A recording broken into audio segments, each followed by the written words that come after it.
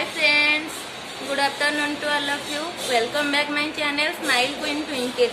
आपण मैंने देखि पारुथि मो धर्म निदरे मुदा निदरे उठे देछि कोन पैना ठाकुर आसीचंदी माने बेलवरणी हबो हमर एठी बेलगछ जो अछि सेठी बेलवरणी हबो तो सब आसीचंदी तो आमे मा बाबा हाय कर दे हाय कर दियो हाथ रे हाय कर दियो एमजी हाय कर दे हाँ बाबा हाय करुच्ची तो निदर से किसी कर इच्छा ना तार चलतु मुझे आपको देखीदेवी बेलवरणी केमी हो पूजा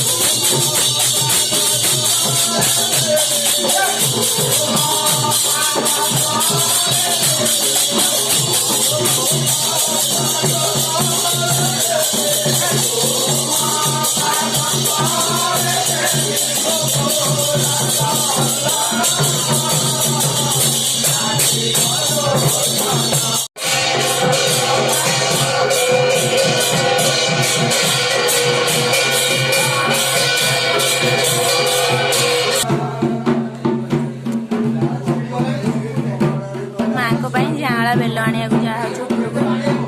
आपण मैंने देखिपार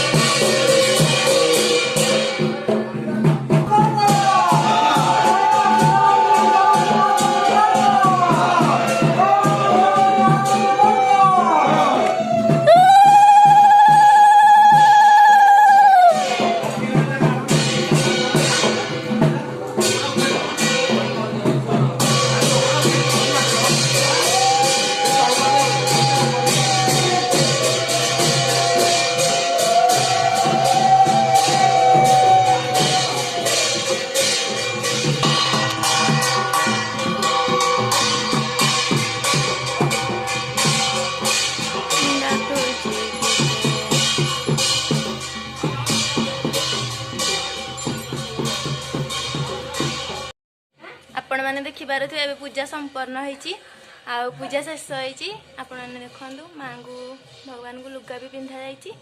आपण मानक जब वीडियो भल लगुच लाइक कमेंट शेयर सब्सक्राइब निहाती करेंगे। एबे रखुची नेक्स्ट वीडियो को आपण मानक अपेक्षा करंतु।